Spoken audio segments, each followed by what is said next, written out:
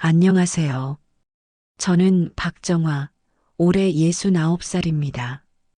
인천 부평시장 골목에서 미용실을 35년째 운영하고 있습니다.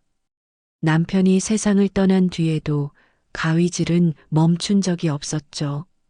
손님이 없을 때면 의자에 앉아 낡은 드라이기를 돌리고 그 소리 속에서 하루를 버텼습니다.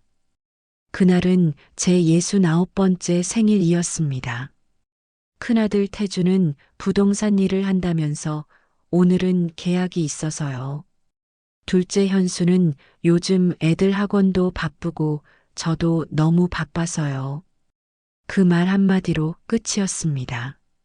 하지만 막내딸 미선은 달랐습니다. 고졸학력으로 간병 일을 하는 딸이 작은 케이크 하나를 들고 미용실로 찾아왔습니다. 엄마, 이거 편의점에서 산 거예요. 그래도 초는 불어야죠. 그 말을 듣는데 이상하게 목이 메었습니다. 케이크 위에 초가 흔들릴 때마다 내 손등에 주름이 따라 떨렸습니다. 미선아, 엄마는 요즘 자꾸 심장이 뛰어. 괜찮겠지? 그냥 피곤해서 그렇겠지 생각했지만 그날 밤 나는 쓰러졌습니다. 드라이기 소리가 멎고 세상이 조용해졌습니다. 병원 응급실에서 눈을 떴을 때 의사가 조용히 말했습니다. 심장이 많이 약해지셨습니다. 6달, 길어야 9달 정도입니다. 그 말이 귓가에 남아 떠나지 않았습니다. 6달? 그게 전부라니. 그날 이후 모든 게 달라 보였습니다. 아침 햇살은 더 눈부셨고 커피 향은 유난히 쓰게 느껴졌습니다. 거울 속에 나는 여전히 미용사의 모습이었지만 눈빛만은 낯설었습니다. 이제 얼마나 남은 걸까? 남은 날 동안 나는 무엇을 해야 하지? 며칠을 그렇게 멍하니 보냈습니다. 머리카락을 자르는 대신 창밖만 바라보며 손끝에 떨림을 억누르려 애썼습니다. 그때 우체국 아저씨가 지나갔습니다. 저의 우편함에 편지 한 통을 밀어 넣었습니다. 봉투를 열어보니 부평 제3제 개발구역 보상금 통지서였습니다. 그 안에 적힌 숫자 42억 원. 손이 덜덜 떨렸습니다. 하늘이 이렇게 한꺼번에 주고 또 한꺼번에 빼앗는구나. 그날 밤 남편이 생전에 사준 오래된 미용 가위를 꺼내 들었습니다. 그 가위에는 작은 글씨로 이렇게 새겨져 있었습니다. JHJH, 당신 손끝에 사랑이 머물길. 가위를 쥔 손끝이 시리게 떨렸습니다. 그래, 이게 남편이 남긴 마지막 말이었지. 손끝에 사랑이 머물길. 그 순간 결심했습니다. 이 돈 누구에게 남겨줘야 좋을까? 누가 내 마지막 사랑을 기억해 줄까? 그래서 마음속으로 다짐했어요. 이제 내 자식들의 마음을 시험해 보자. 돈이 아니라 사랑을 남길 사람, 그걸 알아보기 위해서요. 병원에서 퇴원한 지 일주일째 되는 날이었습니다. 다행히 몸은 조금 나아졌지만 마음 한구석이 자꾸 복잡했습니다. 그날 아침도 평소처럼 미용실 문을 열었죠. 낡은 간판 밑에 달린 종이 바람에 흔들리며 짤랑짤랑 울렸습니다. 그 소리가 이상하게 낯설었습니다. 의자 위엔 아직도 남편이 쓰던 드라이기가 놓여 있었습니다. 버리려다가도 매번 손이 멈췄죠. 그 드라이기에서 풍기는 묵은 먼지 냄새가 어쩐지 그 사람의 체온처럼 느껴졌거든요. 그날도 나는 드라이기 코드를 꽂고 손에 쥐었습니다. 그런데 윙 하던 소리가 갑자기 뚝 멈췄습니다. 이 녀석도 이제 그만 힘들었나 보다. 그 순간 가슴이 쿵 내려앉았습니다. 나도 곧 저 드라이기처럼 멈추겠지?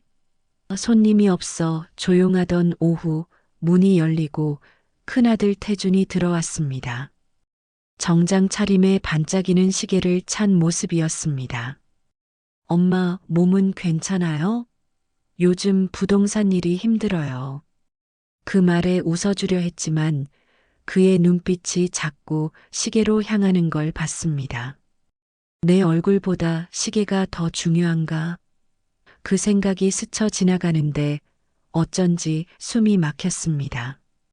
그날 밤 집에 돌아와 가방에서 그 통지서를 꺼냈습니다. 부평 제3제 개발구역 보상금 42억 원. 하얀 종이 위 숫자가 내 눈을 찔렀습니다.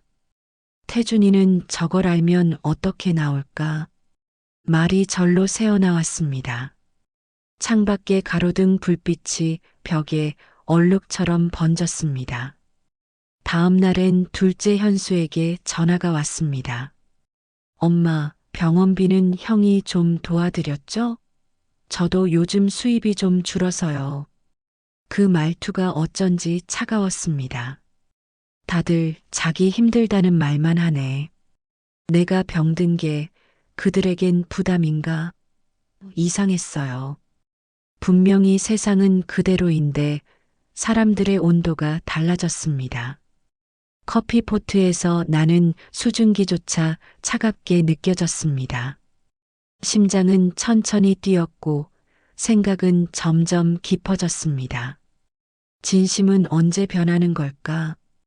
돈이 생기면 변하는 걸까? 시간이 지나서 변하는 걸까? 그날 밤 낡은 드라이기를 다시 만지며 속삭였습니다. 너라도 마지막까지 내 말을 들어줘. 이제 곧 시험을 시작할 거야. 그리고 가위를 탁자 위에 올려두었습니다. 빛바랜 금속이 달빛을 받아 반짝거렸습니다. 그 반짝임이 마치 예고처럼 느껴졌습니다. 며칠 뒤 나는 일부러 허름한 옷을 입었습니다. 남편이 생전에 입던 낡은 베이지색 가디건과 해진 운동화. 머리도 일부러 염색하지 않았죠. 거울 속에 나는 시장통의 노파 그 이상도 이하도 아니었습니다. 이렇게 가면 진심이 보이겠지. 스스로 중얼거리며 문을 나섰습니다. 먼저 찾아간 곳은 큰아들 태준의 부동산 사무실이었습니다. 유리창에 붙은 성공, 10억 매출 달성이라는 문구가 눈에 들어왔습니다.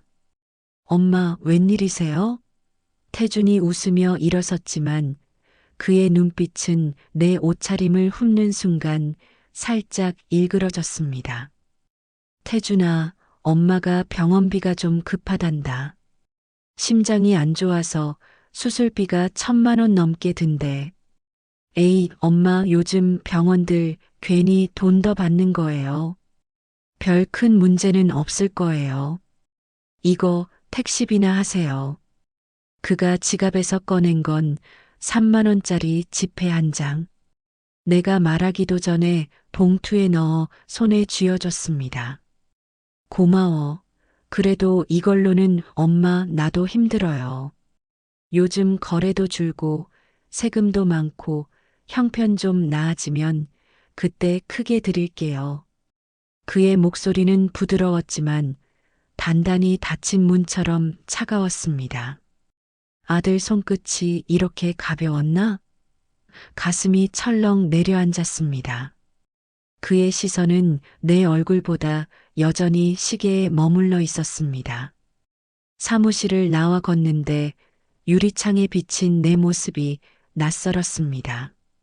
이게 나였나? 돈 없으면 그냥 늙은 여자일 뿐이구나. 길가의 바람이 머리칼을 흩날렸습니다. 가위가 든 가방이 묵직하게 느껴졌습니다. 다음 날 둘째 현수의 집을 찾았습니다. 엄마, 갑자기 웬일이세요? 전화도 없이 그냥 내 얼굴 좀 보려고. 사실 엄마가 병원비가 좀 필요해서 현수는 곧장 주방으로 가더니 지갑을 뒤졌습니다.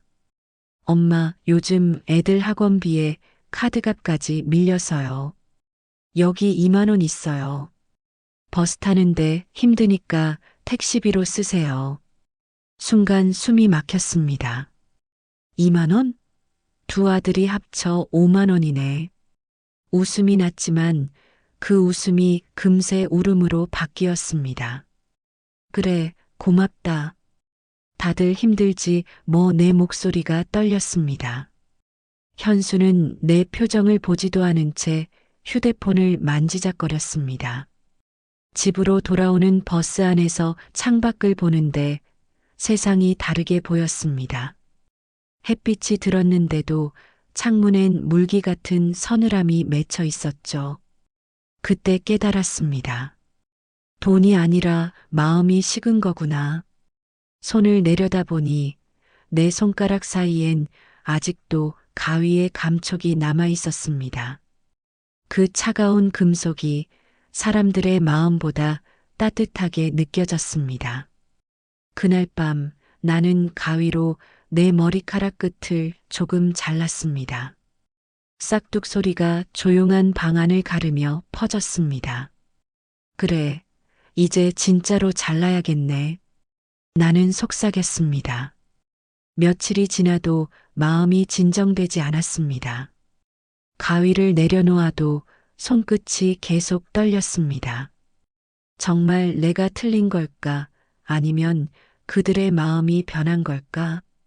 답을 알고 싶었습니다. 그래서 그날 조금 먼 부평역까지 나갔습니다. 머리를 식히러 나간다는 핑계였지만 사실은 두 아들의 얼굴을 보고 싶었습니다. 며칠 후 답답한 마음을 달래려 부평역 근처로 나갔습니다. 단골 카페가 문을 닫아 맞은편으로 들어갔습니다. 부평역 카페 안은 점심시간이라 꽉 차 있었습니다. 앉을 자리를 찾다가 나는 창가 근처의 긴 테이블 구석에 자리를 잡았습니다. 마침 그 반대편 끝자리에 두 남자가 앉아 있었습니다. 멀리서 봐도 익숙한 어깨선이었죠. 태준과 현수였습니다. 처음엔 그냥 모른 척 하려 했습니다. 그러나 그들의 목소리가 내 귀를 잡아 끌었습니다. 처음엔 착각인 줄 알았습니다. 하지만 그 낮게 깔린 목소리, 분명 태준이었습니다. 나는 조용히 고개를 돌렸습니다. 창가 구석자리, 유리창 너머로 태준과 현수가 마주 앉아 있었습니다. 테이블엔 커피 2잔과 두꺼운 서류 봉투가 놓여 있었죠. 형, 확인했어. 엄마 땅 제3구역. 보상금 숫자 실화야.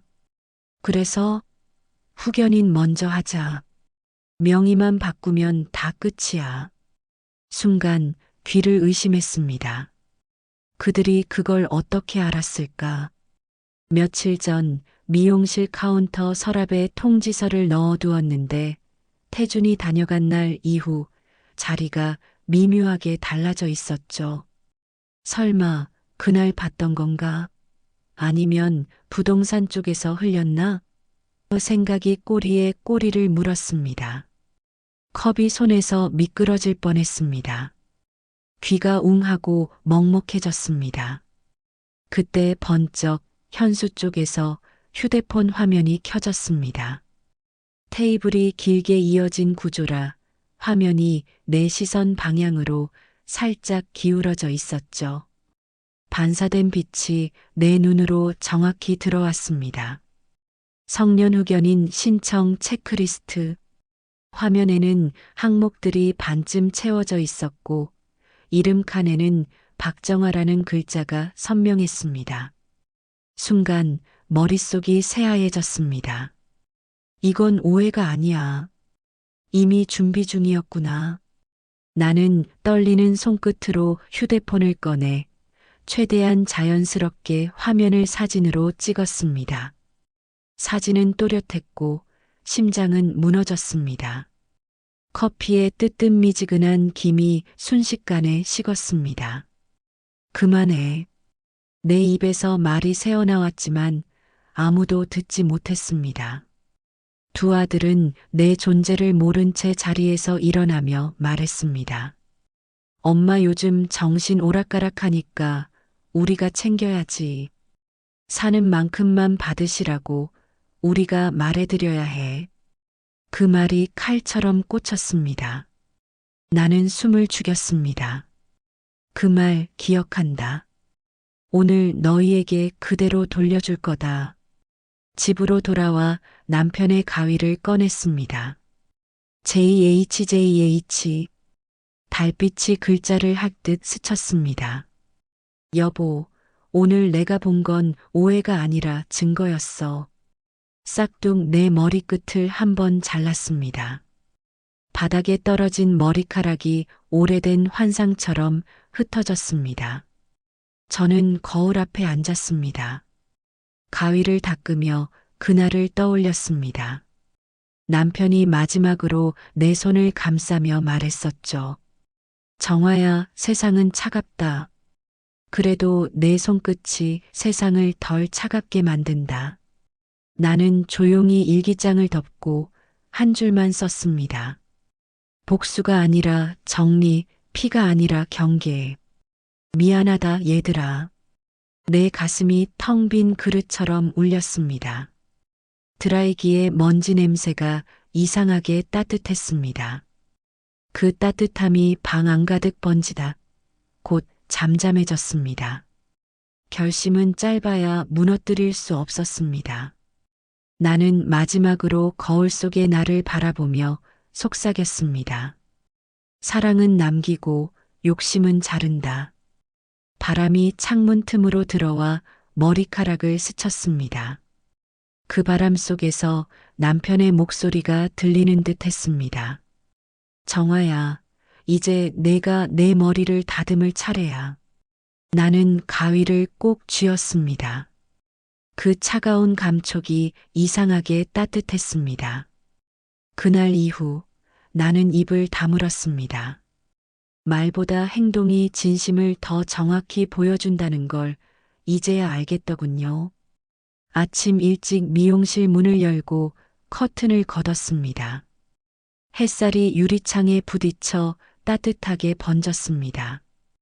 드라이기, 가위, 거울, 의자. 35년을 함께한 공간이었지만 오늘은 다르게 보였습니다. 이제 이곳에서 마지막 손님을 받게 되겠구나.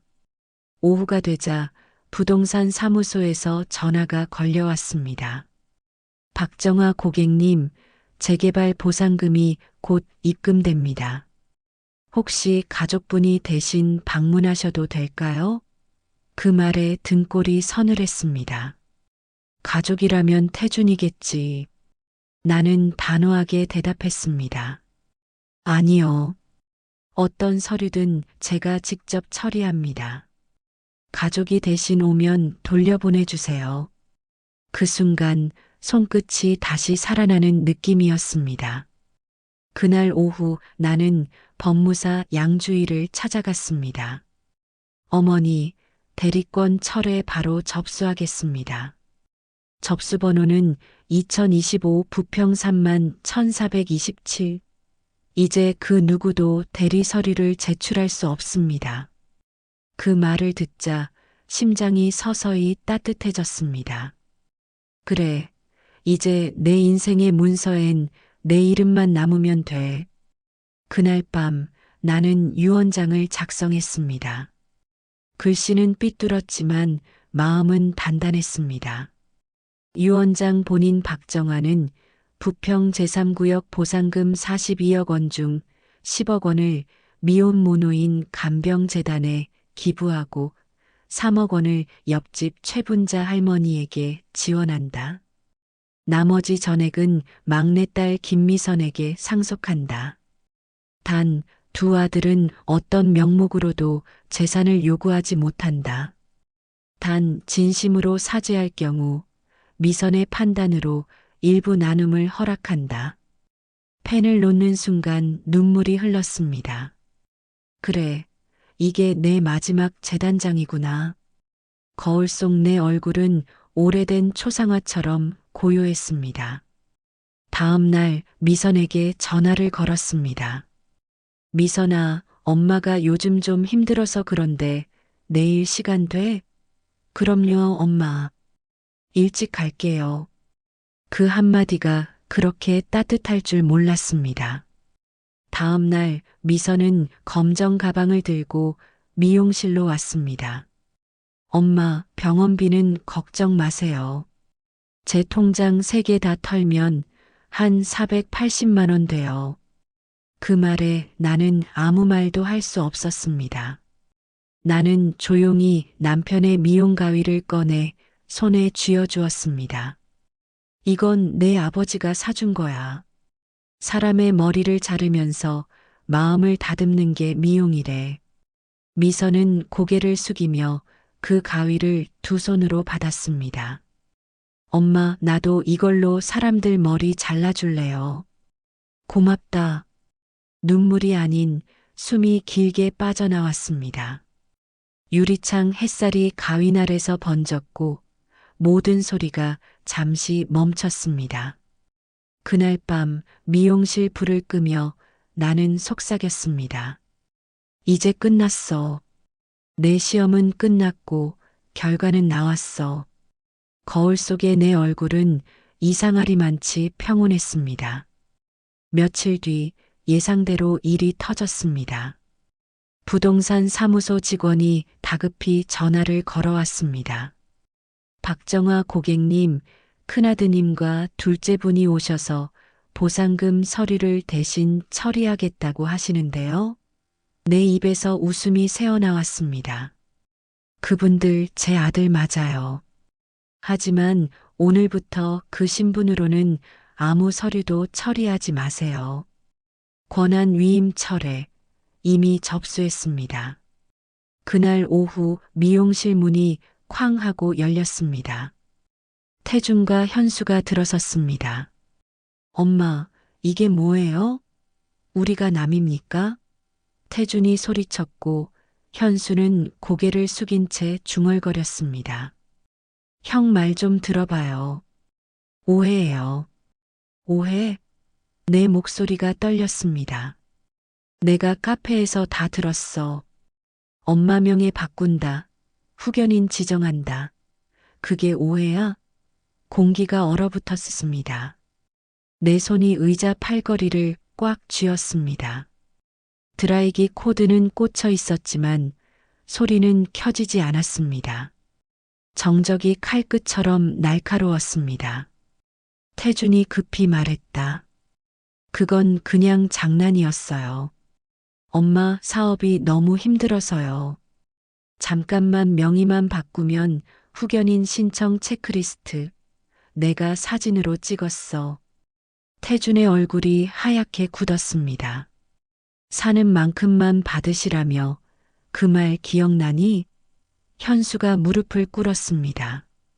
엄마, 한 번만 용서해 주세요. 우리가 잘못했어요. 사업이 망해서 그랬어요.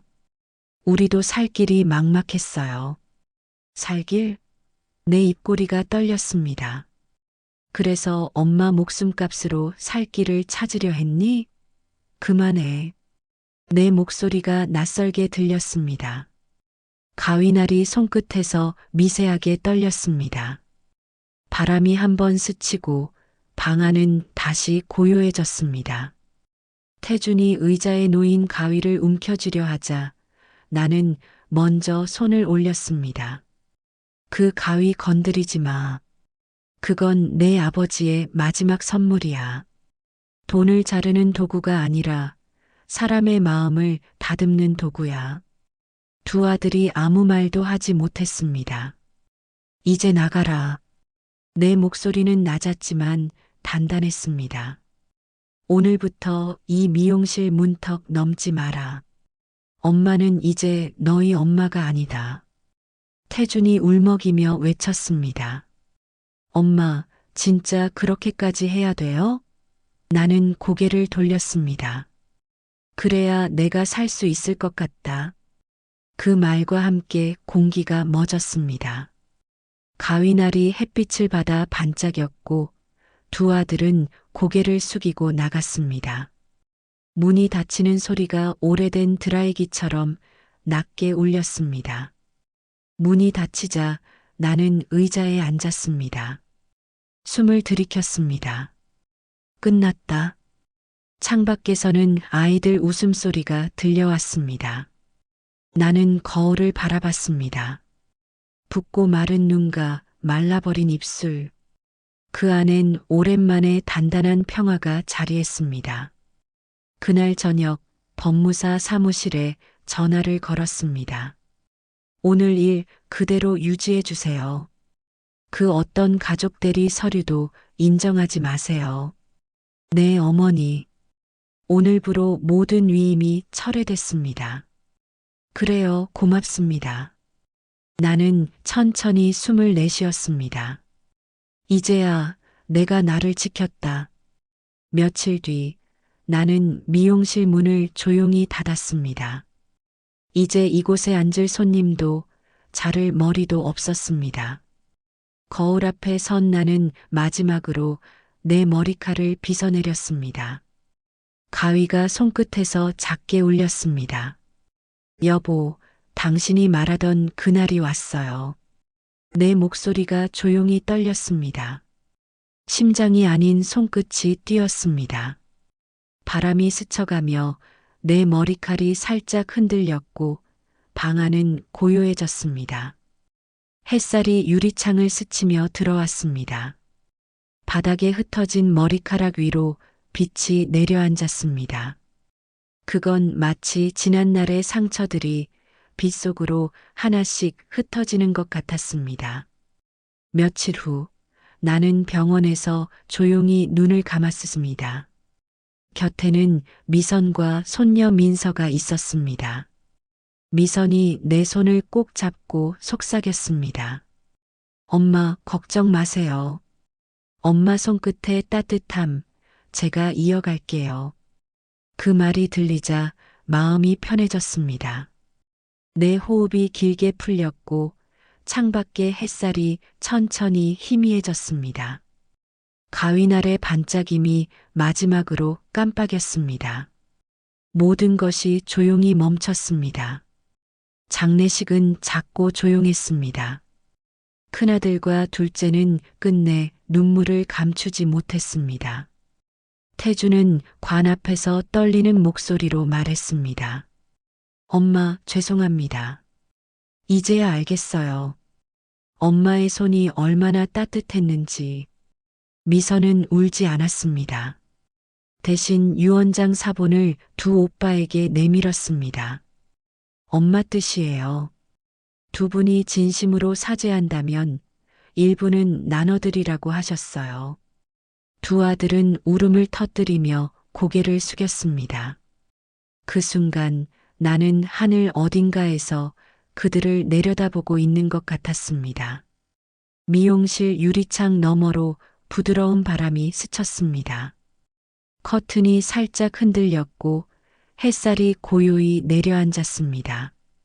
마치 누군가 다정히 머리를 쓰다듬는 듯 했습니다.